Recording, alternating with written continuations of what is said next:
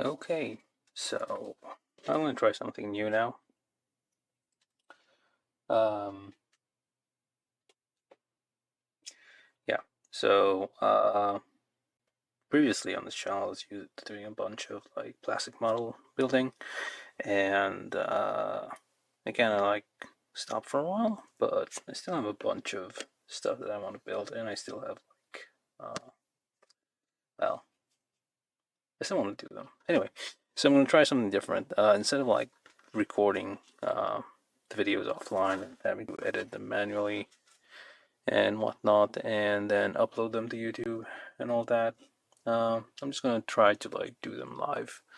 I've been doing some live streaming recently, and I think it works better for me, so I don't have to like store the videos on my computer and do a bunch of extra stuff.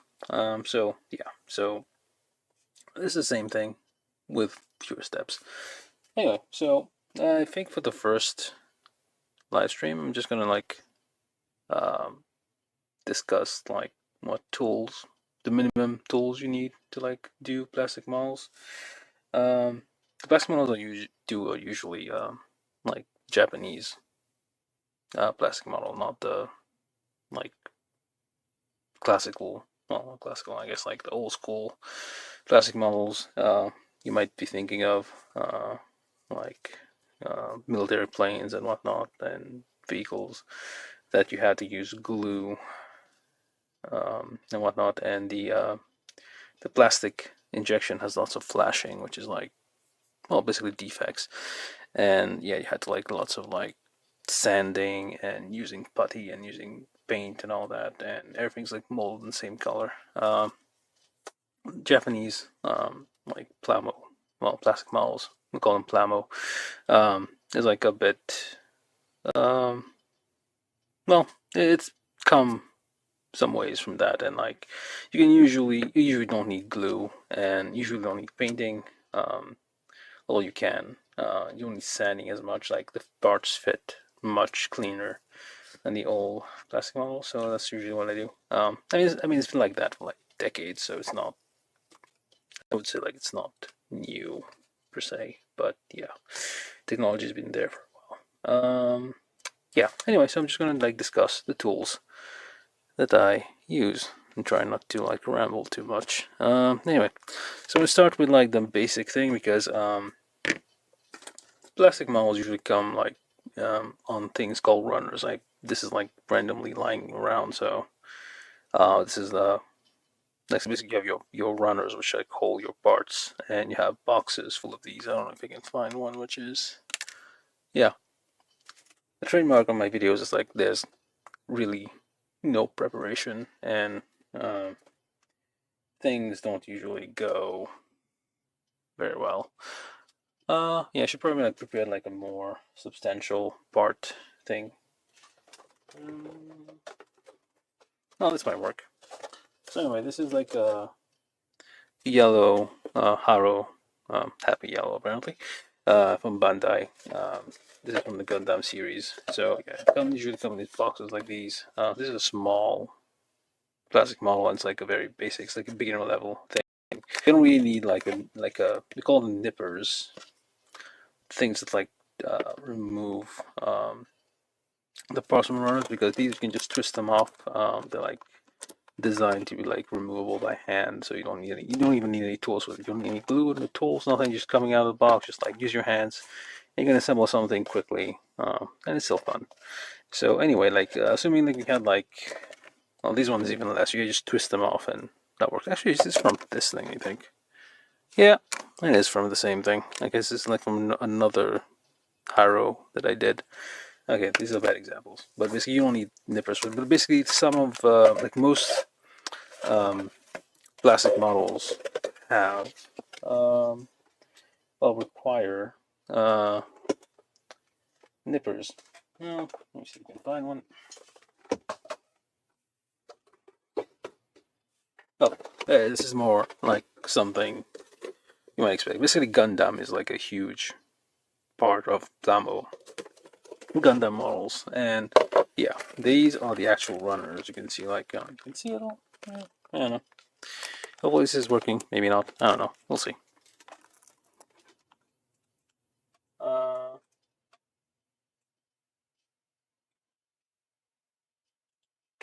yeah. Anyway, just testing some things. Yeah. So anyway, so you need nippers, like things to be able to cut those sprues. I think they're called. I think they call sprues. But they cut them off, like to be able to like the thing that's hold the plastic to the runner, the frame. And people start out usually with like wire cutters, which is I mean I don't have one around, but they're a bit like this, but cruder, rounder, I guess blunter. This is like a very basic wire cutter used for jewelry, for like soft metals and whatnot. Usually cut copper with this, or like silver or gold. It's like very soft metal, so you can definitely use this for plastic, which is much softer. This is an old one that I've had for like a very long time, and I've ended up sharpening it with like a Dremel tool, so it's like much sharper. And well, it's completely worn out by now. It's bits are broken. Anyway, so this is like your basic beginner tool. Some people, well, you shouldn't use nail clippers. Some people do that. You probably shouldn't.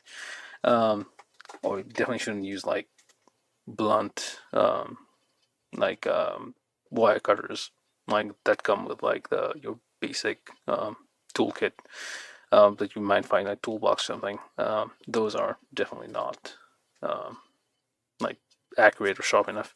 So yeah, like these are like general purpose wire cutters. Like you need those basically to start. Like that's your beginner tool.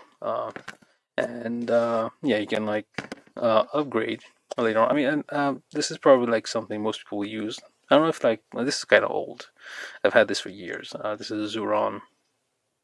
I think it's called right. Yeah, Zuron something or other.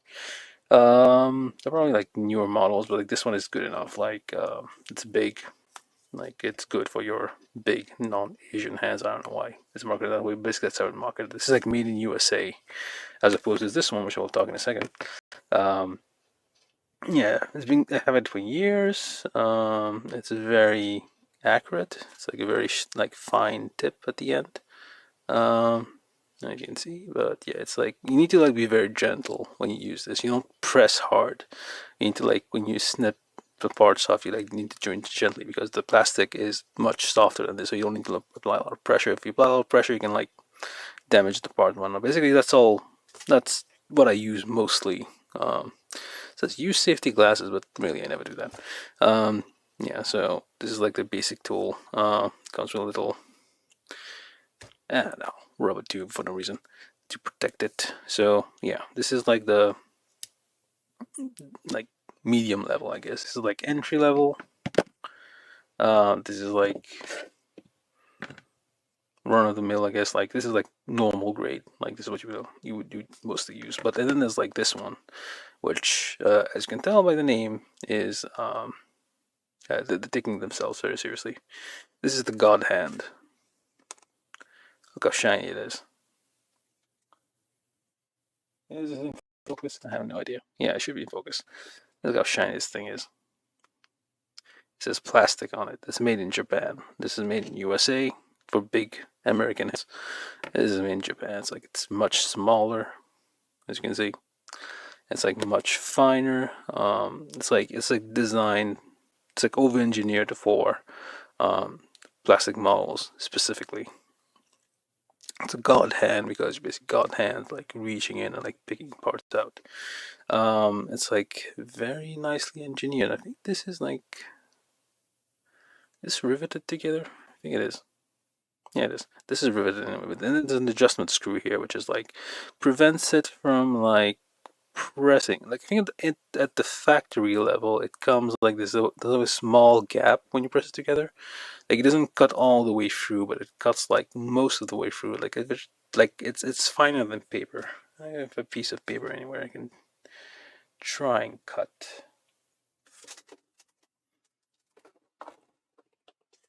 Okay, random piece of paper on the ground. So if I were to try to cut this, it would not cut through. It's basically like a very like thin piece of paper, like slither because of this adjustment screw here.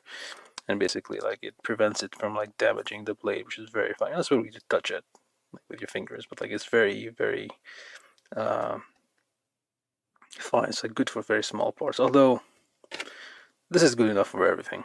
This is what I use for. I can use for. I've used this like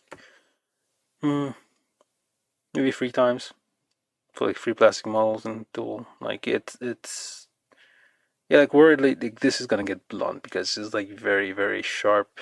Um, and I feel like the metals could get blunt and stuff. It's like very precise engineering. Yeah, so I don't really want to use it. This one's well, not like expensive, like $20, I think, or less. This one was like cheaper. I don't know, $10. I have no idea how much it is these days. But anyway, it's not too expensive. But yeah, this is the God hand, and it rests in its God's glove. Um, and yeah, I don't really use this, so this is more like for I don't know when, but someday might be useful. Anyway, so that's what you use. These are the nippers, and yeah, and also have an X-Acto knife, which, as you can see, is this rounded edge X-Acto knife, which I don't know why people. Well, I guess it's more accurate, but like the sharp point one always breaks. This one does not. I've had this one on here for like years. I've sharpened it with like a file, metal file, and it's like it still works perfectly well. It has never broken. Like the one that goes like straight point, the tip will always break because you're trying to like cut things that are always like too thick for it. This one is like made to cut. It will cut things.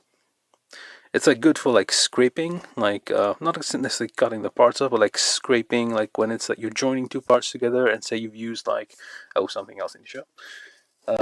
This is also something that's very useful. I should admit, like this is a plastic cement. This is Tamiya, like the best one. Well, that's probably better, but like this is one I've used a lot of the Tamiya extra thin cement. That's like very nice glues, especially these plastic models, which is ABS. I don't know, I forget. It's not ABS, like a different plastic. It should be on it.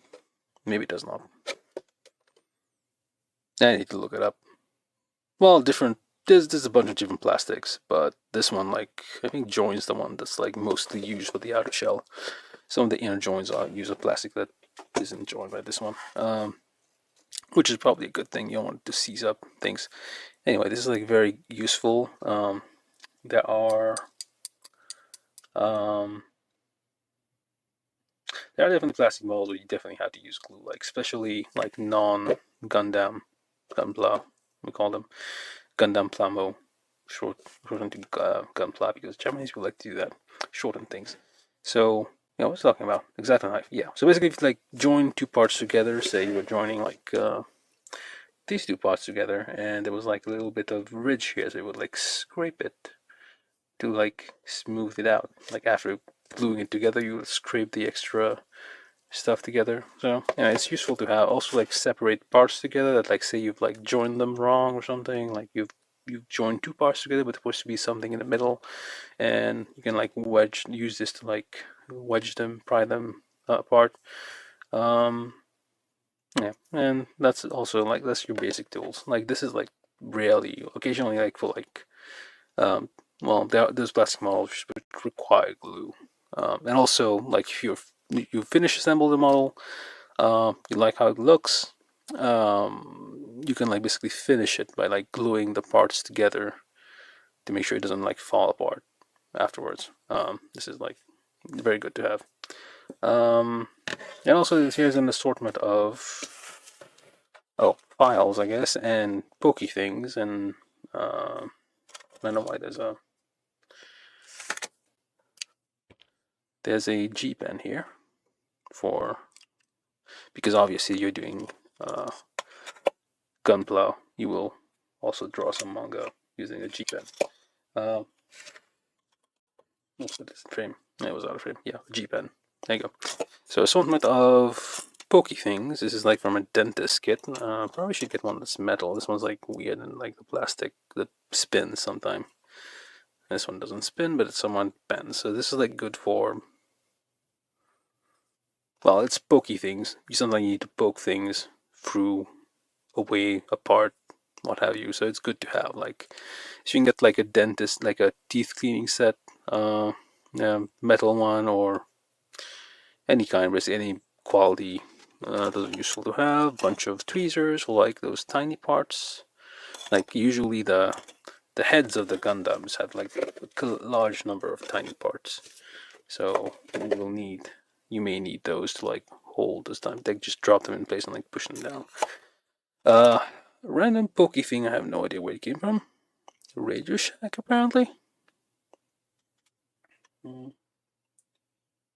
Came from Radio Shack.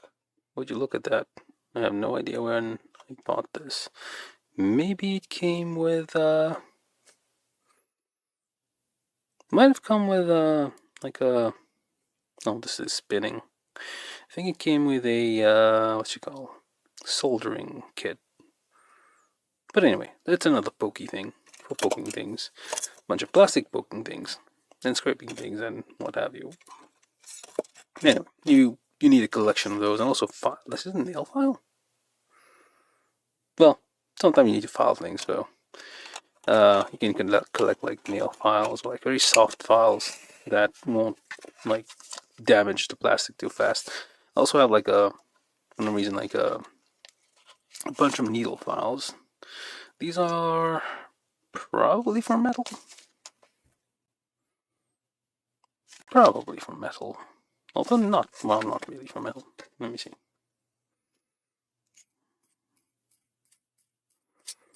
That might work for metal.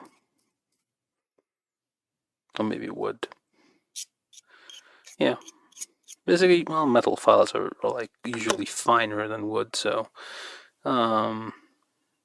probably like wood files might like be too coarse and like scrape the plastic too much. These are good enough.